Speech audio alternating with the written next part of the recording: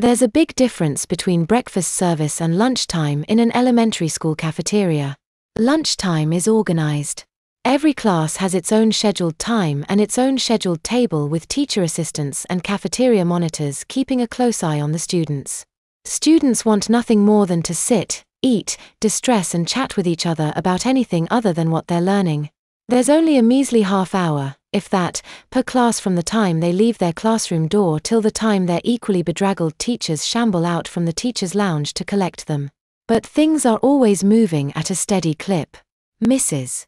Katzenberg's second grade class is throwing away their garbage and leftovers and leaving one end of the building, all while Miss Jeffries's fourth graders are getting in line to get their lunches. At the same time, there will be an aide wiping down Mrs. Katzenberg's table, because as soon as they leave, it becomes Miss Jeffries's table. It's chaos, because kids, but it's organized chaos. Breakfast is worse. Much worse. There's a little over half an hour from the time the first bus unloads until morning announcements and lessons start in earnest. And well over half of the students in the school don't or didn't or forgot to eat breakfast at home or want a second breakfast. There is no leisure. There is no orderly filing in and out to the ticking of a clock. It's all rush in, get your single-serving cereal or your pre-packaged donut or grilled cheese sandwich. Yes, grilled cheese is a breakfast item according to the Oaks Higher School Board and Public School Nutritional Guidelines. Find the nearest empty seat, shovel it in, and then get to your classroom. Kids talk to each other, because kids, but anything that could be construed as leisurely or conversational is frowned upon if not outright quashed. Too many kids. Not enough time. Asinine rules about kids being allowed to take the food into the classroom. The only exception to these circumstances were my preschool class and Mrs. Both's maturosis and developmental plateau class. Mr. Mann, Brolish's predecessor, allowed me to make other arrangements and a cart was delivered for my students to eat in the classroom. Brolish grandfathered it in. Way back when, both made the argument that since my children required so much supervision and were so young, they should get some special accommodations. Mann and Brolish agreed to it on the condition that there'd be serious repercussions if my room ever developed a bug problem. In hindsight, it's a wonder some crazed giant in the know didn't go to a pet store or bait shop and release a bunch of creepy crawlers in my room overnight. I've got to think it's only because they were sure I'd mess it up on my own or didn't want the hassle of cleaning up the infestation they'd unleashed. Both was the other exception. It wasn't fair to expect someone with the needs of a less than 2-year-old to keep to such a tight schedule. That, and it's not like they had graduation requirements. Babies didn't take any big multiple-choice exam, and the only data needed was whether or not they were happy about filling their pants and chewing on plastic blocks. Both's charges came to breakfast and stayed until Both and Zoj were good and certain that they'd had enough to eat. I kept my head down, looking at the back of Ivy's feet and biting my tongue to the point that I was sincerely wondering whether or not drawing blood might be desirable. The high chairs, the little lunch area as it were positioned at the far end of the cafeteria. Every student exiting the building could get a good look at the littles eating in their high chairs, reinforcing stereotypes and bullshit beliefs that this is where we belonged. When we entered, the line to get breakfast was still backed up. The first round of students were only just now starting to leave for class. It wasn't even 8 o'clock and close to half the school population would see me being babied in broad daylight. "Whoa," a voice said. "Look at that." I cringed and squinted my eyes, too afraid to close them. I was already being noticed. Except the voice came from directly behind me, from Billy, my classmate. Just thinking that felt weird. The high chairs were gone. For a decade, longer actually, the littles in Mrs. Both's charge had been forced to eat meals in a combination of barebones high chairs that were manufactured by the lowest bidder and garage sale hand-me-downs. I always pretended those were from Amazons who decided to never adopt and just let their kids grow up, even if it was just as likely that they got a fancier high chair for their captive little. Denial is a powerful thing. Those chairs had been an eyesore, and in more ways than just their purpose offending any decent person's sensibilities, however. I often heard custodians and cafeteria workers complaining about them. They weren't sturdy enough to be mopped around, and had to be moved and stacked against the wall time and time again and reshuffled for every meal. Musical high chairs, the joke was. I'd caught peeks of any number of until then nameless littles letting Zoj or both know what they thought of the cuisine by dumping it straight on the floor. Oops. Baby didn't like the spaghetti that day.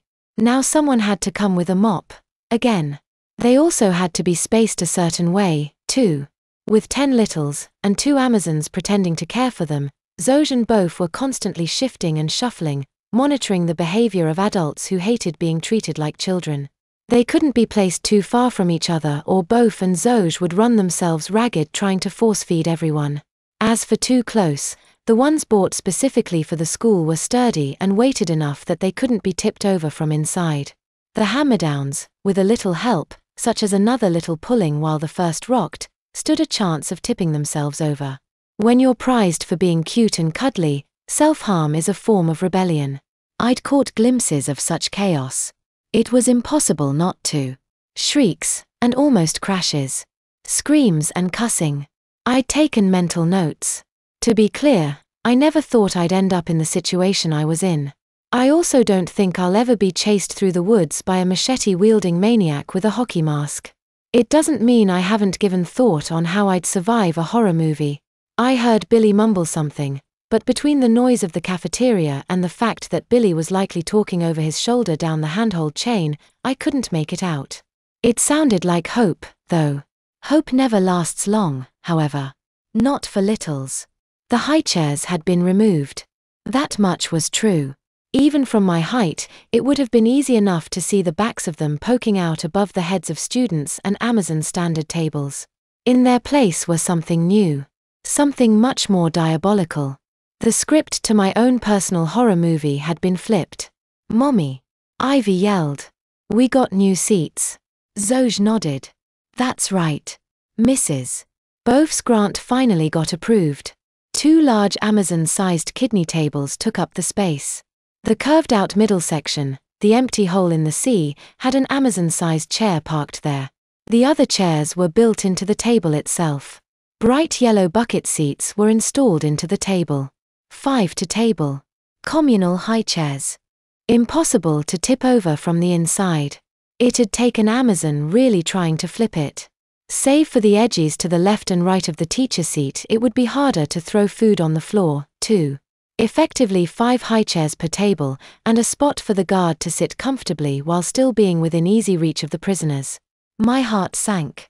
I had intended to be good on my first day. But knowing defiance would be that much more difficult in the long term put a damper on any fantasies that I'd been carrying. Not even I was feeling crazy enough to risk throwing food right in Both or Zoj's face. "Clark!" Ivy shouted back to me. "We've got new seats." "Yeah," I grimaced. "I know." One by one we were lifted and threaded into the bucket seats in the order we'd been led, leaving me sandwiched between Ivy and Billy in this giant communal high chair. We were quiet. Obedient. Even Chaz didn't resist or scream. He might have been loud and obnoxious being wheeled around in his stroller, but something had broken in him since we'd had that talk all the same. We might have been lower to the ground than we would have been in the high chairs, but the seats lacked footrests and our legs dangled. I instantly knew I hated the sensation. Not only was I trapped, but my legs were useless. I felt more than just captured. I felt weak. Helpless. Small. The other littles had reactions that ranged from blasé to thrilled. Ivy, in particular, squealed like she was being put on a roller coaster ride. I heard a few gasps and comments of "cool." Me. My head was already on a swivel. My ex-co-workers were seating themselves in chairs facing us and away from the rest of the cafeteria. That also meant that my seat was still facing over half the school. And the new furniture equipment might not have been as gaudy or tall as the high chairs, but I was still facing the sea of faces. Furthermore, the equipment was new. People naturally take notice and give second glances at new things. Had I been captured a week earlier, there'd have been a slim chance that students would develop a case of tunnel vision and pass by the same group of littles that they did every day, not taking note of the new one amongst them.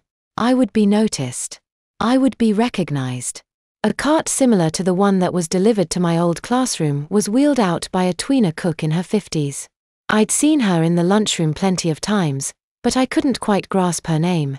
Save for the bibs neatly stacked on the corner, and a pack of baby wipes, the contents were virtually identical to what my kids would eat every morning. "Good morning, Mrs. Both, Mrs. Zoe," she chirped. "Good morning, little ones." "Good morning, Agnes," both said. She riffled through a few of the bibs, apparently having memorized whose was whose. Zoe did the same, and they went about tying them around the necks of their class. "Clark Grange?" the tweener asked. She was holding up my bib and squinting at the initials sharped on the back. "Who's Clark Grange?" Meekly, I raised my hand. I didn't want to hear my own name, legal or otherwise, just then. Didn't want tiny ears to prick up at hearing my voice.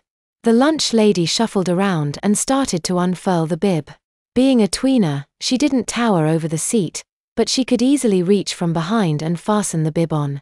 "Hi there," she said. I said nothing. I didn't know Miss B had a new student. "You'll like her. She's a really nice lady." I still said nothing. I looked at her, but only out of the corner of my eye. "Can you talk, cutie?" Nothing from me. Her hand reached out and gave me a pinch on the cheek. "Oh, you must be new to be so fussy. Maybe some breakfast in your tum-tum will cheer you up." An image of me biting her fingers flashed across my brain. Then a realization: she didn't recognize me. She really didn't recognize me. With my lack of facial hair and my new status, I was as much a stranger to her as she was to me. When I was growing up, it blew my mind seeing a teacher or a doctor or any other professional out and about in public. My parents always had to point them out to me, too. People just don't expect to see other people outside of certain contexts. The same was true for Agnes. Word of my adoption hadn't spread to the lowly lunch ladies yet, and for the time being I was just another little baby on the first day of being broken down. Good. Well, not good. But delayed pain is still delayed. Point being, if word hadn't spread to the entire faculty and staff, then the students had next to zero chance of knowing. I'd made my career in life by being memorable and influential to Amazon children and banking on their parents looking right through me. If I was going to last in this new life long enough to escape it, maybe I could pull off the inverse. Mr. G.S. just feeling shy. I sucked in my breath and looked to my right. Billy was leaning forward in the bucket seat. A smug smile had blossomed right beneath his mop of messy brown hair. A cruel glint in his grey eyes. 7 days ago, I wouldn't have been able to pick the guy out of a lineup. I did my best not to think of both charges. Billy's grin made it look like I'd kicked sand in his face every day. A look of recognition was just starting to dawn on the tweener. "Mr. G."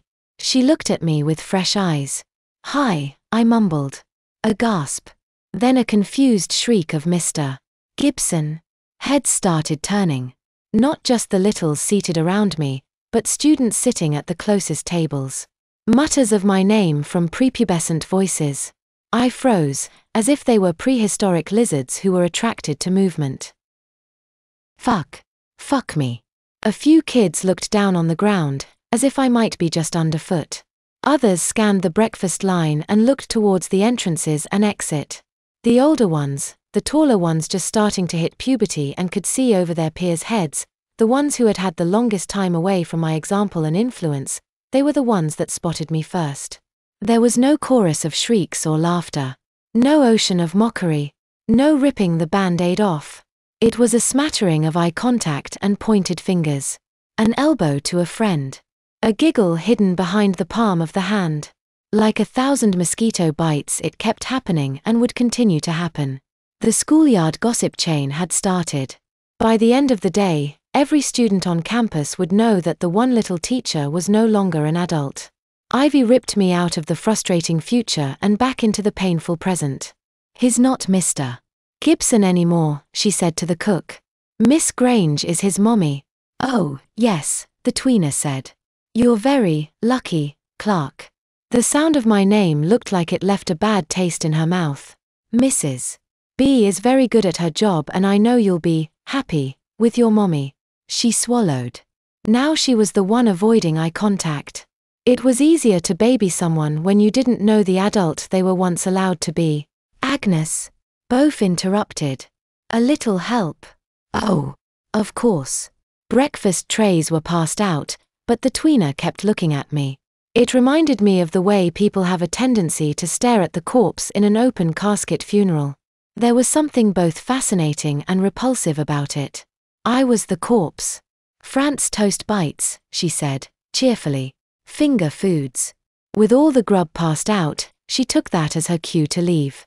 Cafeteria food will never be gourmet, but calling fried bread bits drenched in imitation maple syrup France toast is an insult to all that is culinary.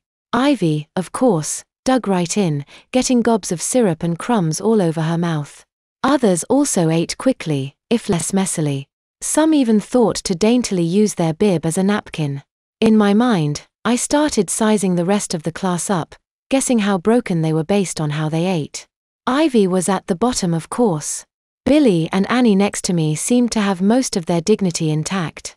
A guy in overalls at the other table was either halfway to toddler town or he hadn't eaten in days from the way he refused to chew his food or wipe his mouth. Chaz was actually nibbling his portion, going so far as to stick his pinky up in mock daintiness. Zoj sat down at his table and said something that made him pick up his pace. Both finally sat down at the table and took stock. "Don't eat too fast, kids," she said. "I don't want anybody getting a tummy ache." Then she saw my plate, untouched. "Go ahead, Clark," she told me sweetly. "You don't have to be shy. Eat up before it gets cold. We've got new seats." "Yes, Ivy, that's right."